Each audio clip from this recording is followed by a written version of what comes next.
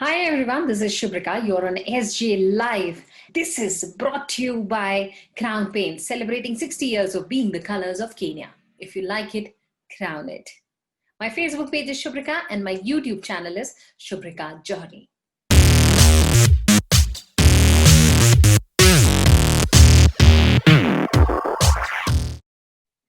On the occasion of Women Equality Day, we have a special lady in the house, Mugure Njendu. How are you? I'm well, thanks, Shubhrika. How are you? I'm absolutely fine. I know you're a busy lady. Thank you so much for taking out time for us. Of course, I'm happy to be here. You know, on this occasion of Women Equality Day, we couldn't find a better person than you. Believe me. You're such a strong Thank you so much. personality. Okay, for all our viewers, Ms Mugure Njendu has been featured in Kenya's top 40 under 40 women in 2019 as well as in 2014 by Business Daily. She is president of Architectural Association of Kenya. From 2016 to 2019, she has been a board member of Board of Registration of Architects and Quantity Surveyor of Kenya. She actually wears so many hats and wears them really successfully. Mugure is the business development manager at GAPL Kenya at the president of Architectural Association of Kenya. She has worked as a project manager, architect, and urban planner in this role. She has over 13 years of experience in the East African real estate industry and is a natural leader.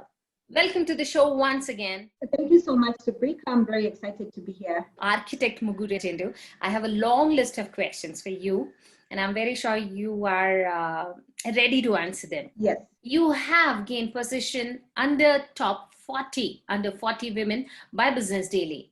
How did that happen? And how was your feeling at that moment of time? Okay, so thank you so much, Shubhrika, for that question and also for having me on this show today. It's very exciting for me to be here to speak about my experiences. With regards to top 40 under 40, I have had the privilege of having some very, very phenomenal clients who have believed in me from my very early days in architecture in practice. The first time I was nominated in 2014 to become a top 40 under 40 woman was actually by a client. The second time in 2019, I had just won the AAK election and been elected the president of AAK. I had also had a few years of practice as an architect and entrepreneurship and leadership, and I made it again on the list. I will say that I have a great support system of people who encourage and support me, and along the way, including people who have nominated me for these roles. So I would like to say it's purely by my merit, but I do have a great support system of people who have believed in me and have encouraged me and have nominated me for these positions. And it is because of those people I have landed on that list twice. Okay, that's really nice. And it must be exciting, I'm very sure. You're also president of Architectural Association of Kenya. How difficult it was for you to gain this position in a field which is mostly occupied by men? Okay, so that is one of those questions I get asked in almost every interview. I think it's worth noting that I'm the second female president of the Architectural Association of Kenya. So it's not a first for us. So it does say that we do have a membership that is very, very progressive. We have a membership that is 85% male, and that membership actually have had a female president twice. I am the first woman in the role who actually ran in a contest in an election and ran against a man and won. The first female president ran uncontested. So I ran against a man, and 85% male membership voted me in. It was indeed a journey, and certainly one of those things that you have to go into firmly believing in the platform that you're running for, running against, running on, and as well as ensuring that you have a good support base. I had a phenomenal campaign team running that election, running for that position. So my membership had faith in me and my platform, and here we are today. That's really good. And what made you decide to enter the field of architecture? Were you actually career-oriented from your childhood itself? So actually, yes, I was introduced to architecture at a very early age. My father is an architect. So I was introduced to what architecture is, to seeing him design houses, to going on sites with him from a very early age. That is really where the interest developed. But I'm naturally also very passionate about design and art. Yes, my artistic earrings. I'm naturally inclined to art. And I had a natural inclination as well to physics and mathematics and generally how things work.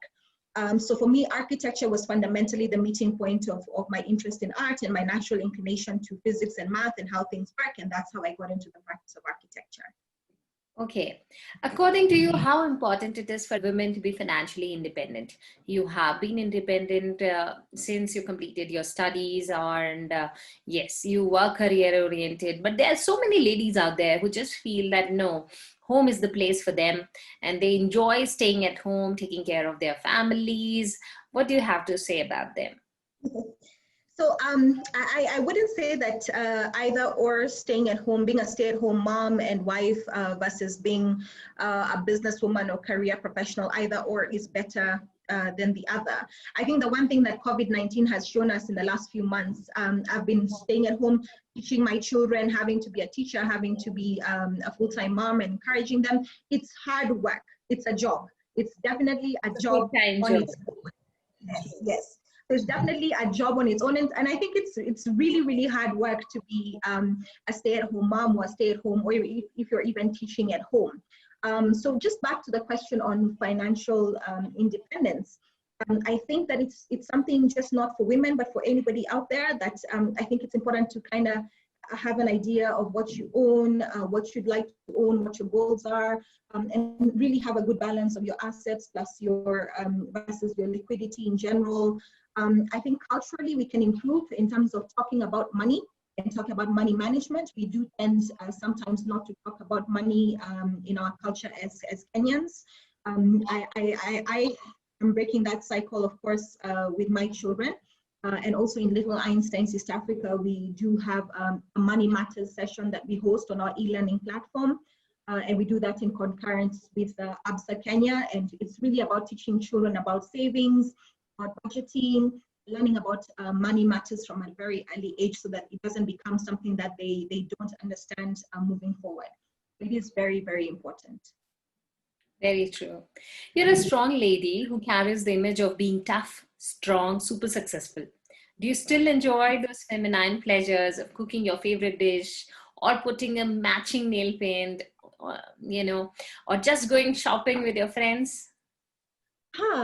That's a very interesting question. I think I'm one of those people who doesn't think that the strength and the femininity are mutually exclusive. I think they are one and the same. And basically, I think your ability to be successful and strong, it's not mutually exclusive from being feminine. I'm literally one of those people who don't like to be put in a box. My strength actually comes from being a woman. It comes from being a mother, from being a daughter, from being a good girlfriend to my friends. All those things make me stronger and also impact what I do in my career. So I do think that two things go hand in hand, that you can be very feminine and also be very strong and successful in your career. And I am happy that I get to enjoy both. But do you think society takes it that way? According to you, is society equally fair? So I think that we are not yet there. I do think as women that we do gauge on a tougher scale and a higher scale, particularly if you're in the public eye and you're quote unquote a strong woman, you do get judged on a different scale than a man does. I do hope that this will change in the future. I think that we have made progress. As I mentioned, I come from an association that's 85% male and looked at a platform I was running on versus a platform a man was running on, and chose the platform I was running on for what it was. So while we're scrutinized more closely and also particularly on a personal level, I think that a woman in a public eye, her personal issues always get pulled to the front. I do hope in the future we see more balance, and I do hope that anybody who's listening to this and anybody in a position of influence or impact can also speak about it and raise awareness to how women are measured differently from men in society, and just focus on judging any person based on their merits and not based on their gender. Yeah, even I hope for the same. Hopefully it happens soon. Was there any time in your life when you felt weak? How did you deal with the situation? Very, very, very many times. I think doubt and fear are those are things that everybody goes through in life. To say otherwise would be a falsity. It's important to know that doubt and fear is a natural part of life, that you will go through it. My specific approach is feel your feelings and then move on. And actually, this was a lesson that was taught to me by my mother when I was 14 years old. I was one of those students who was a super achiever, wanted to get the highest grades, sat my KCP, and when I got my results, it really wasn't what I was expecting.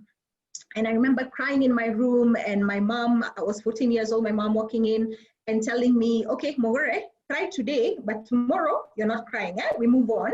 And literally that has been kind of the lesson that I've carried forward, is that feel your feelings, but don't stay in them and don't stay down, pick yourself up and continue. And fear and doubt is just part of life.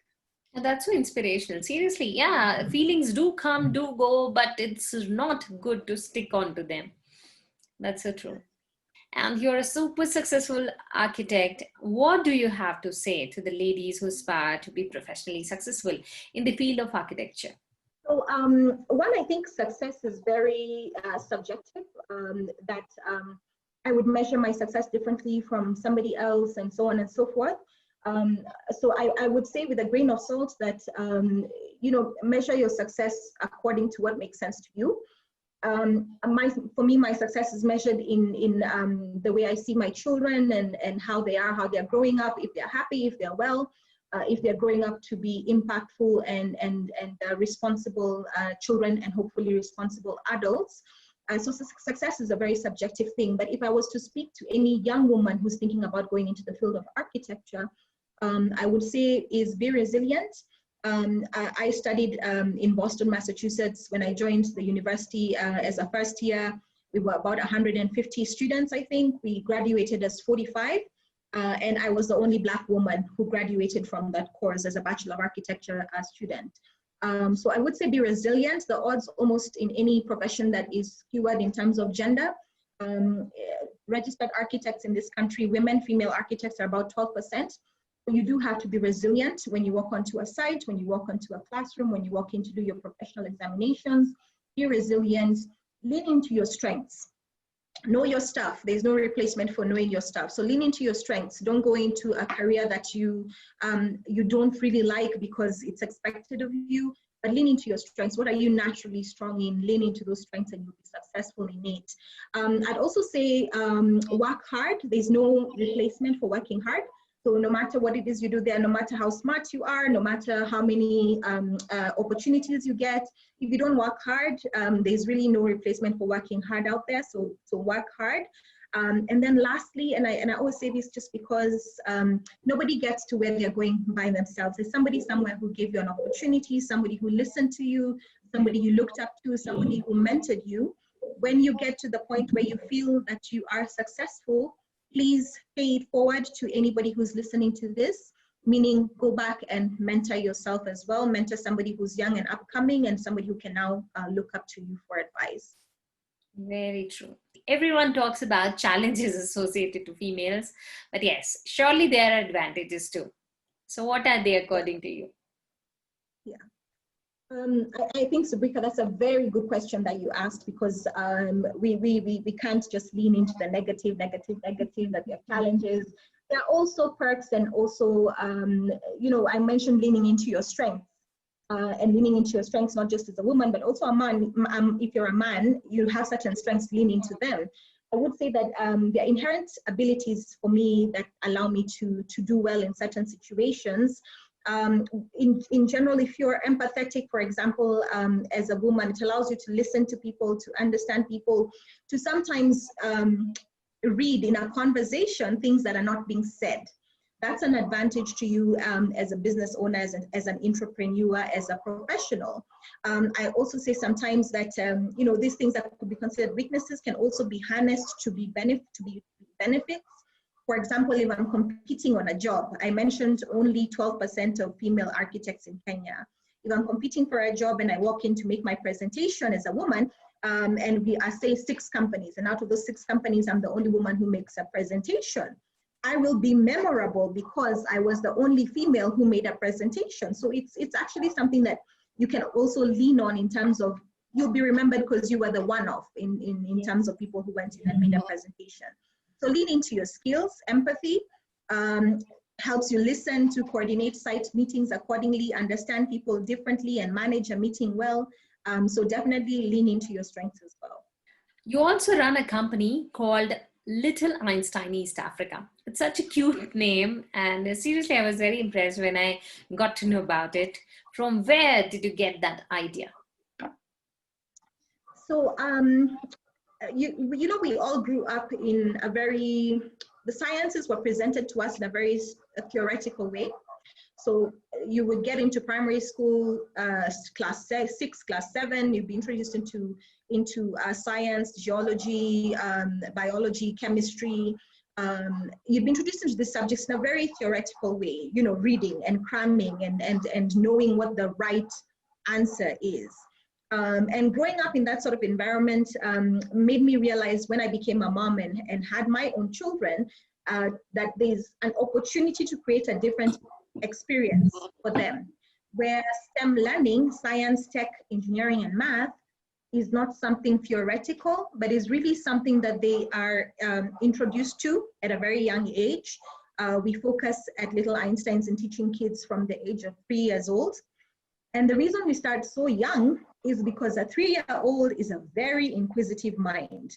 They are curious, they are learning, and the speed that they're learning at is a speed that you'll never learn at again as an adult or as a teenager. They're literally picking up things every single minute, every single second. So if you introduce STEM learning in a very practical way, project-based, fun and activity learning to these children at that age, by the time they're being introduced to it as a subject, these concepts and these fundamentals are already ingrained in them. So it doesn't become something that's very theoretical. It's something that's applicable, it's in their lives, and it's something that is fun for them. So that's what Little Einsteins East Africa is. For me, I call it my third baby. I have 2 kids, so I call Little Einsteins my third baby, and was really about providing a solution to learning that was different from my own. Okay. What are your future plans? How do you see yourself when you turn 60? So for me, the dream would really to retire at 50. It's a dream. I don't know if it will happen, but I would hope by then to be able to kind of slow down. Over the years, I've changed my focus on things that are important to me. And I think that there's, as you grow older, there's what's called self-actualization, beginning to understand yourself a little bit more and understand the things that are important to you. And in doing so, really, I've tried to streamline all the activities in my life in line with that. One of the things I'm very passionate about is on matters climate, on climate action, and ensuring that we are all impactful, ensuring a safe and habitable future for our kids. This has also now fed into my different businesses and my way of living. My practice in architecture has moved to be a more sustainable practice, and looking at how we can design buildings that are a low impact and can be able to be sustainable as the building ages and is a building that is important and feeds into the environment, collects water, feeds back into the environment. We've also done the same at Little Einsteins, where I'm now focusing in terms of that line of service. We're developing a climate education program for children, so that children can be able to understand how they can impact the environment and can impact the world as well, and can be able to just take little steps on a day-to-day basis to be able to ensure that they're addressing the impact that they have in terms of energy, in terms of waste, in terms of use of water, so that they can have a bigger impact on the environment. So as I grow older, I'm streamlining all my activities, whether it's business or personal or professional wise, into really what I'm passionate about. And I just hope that, when I do retire, that will be my focus. It will be really living a more simple and sustainable life. What are the values which you want to inculcate in your own kids? So definitely what I've just mentioned, that they should be responsible citizens of the world. But fundamentally, as I raise my children, I focus on 3 basic qualities, which I think are qualities that if they develop, they will become successful adults, which is respect for others, respect everybody that you meet, no matter their stature in life, no matter their experiences, we are all valuable human beings. So respect for others is one of the most important things. The second is hard work. There's no replacement for hard work in your lives, kids. There's absolutely no replacement for hard work. You do have to put in the work to be successful. And then lastly is kindness. The world needs more kindness. I think more and more every day we witness that the world needs more kindness. I am so proud of my kids even today. I have a 9-year-old and a boy who's almost 8 years old, and they are kind young people, and I am just amazed by them every day. So I say if I can raise respectful, hardworking, and kind children, I will have done my duty as a parent. My parents are also very kind people, so that is what I focus on. So nice of you. You're a person who is co-parenting your kids. So suppose your daughter comes to you at the age of 16 and says she likes someone. How will you respond? So I don't know whether I'd be prepared for it, but I think that's part of life. Sometimes I joke with my siblings that half of parenting is winging it, that we're just trying to figure it out as we go along. And even when I speak to my dad now, I can see that, they went through the same struggles. So I think if my daughter came to me and said, hey, I like somebody, of course, maybe I'd be offset, but I really would just want her to be able to talk to me. So it really is a parent being able to pull back and not just be about the talking and about putting your experiences on your child, but listening to her and listening to what she's thinking about and why she feels that way about that person, what she finds attractive about that person. So I do hope I may not have all the correct answers when she comes to me, but I do hope I'll be able to listen to her. Yeah, that's really true. And, what will you suggest her? Concentrate on your career first, or you'll say that, no, it's okay. I would like to meet the person you like. I think that it's important for children to know that they're not, that they can speak to you about anything. So I'll definitely encourage her to introduce me to the person. I definitely encourage her to speak to me more openly about this person, because we want to raise children who are whole persons. And as parents, we're tempted to focus on one thing that we feel will become a successful child. But a child who's also able to manage friendships and relationships is also a successful human being. So I would hope that I would have a really open conversation with her on that. Very thoughtful, I must say. Okay, and yes, in the last but not the least, on the occasion of Women Equality Day, what's your message to all our viewers? I think really for me, the message is to focus on positivity.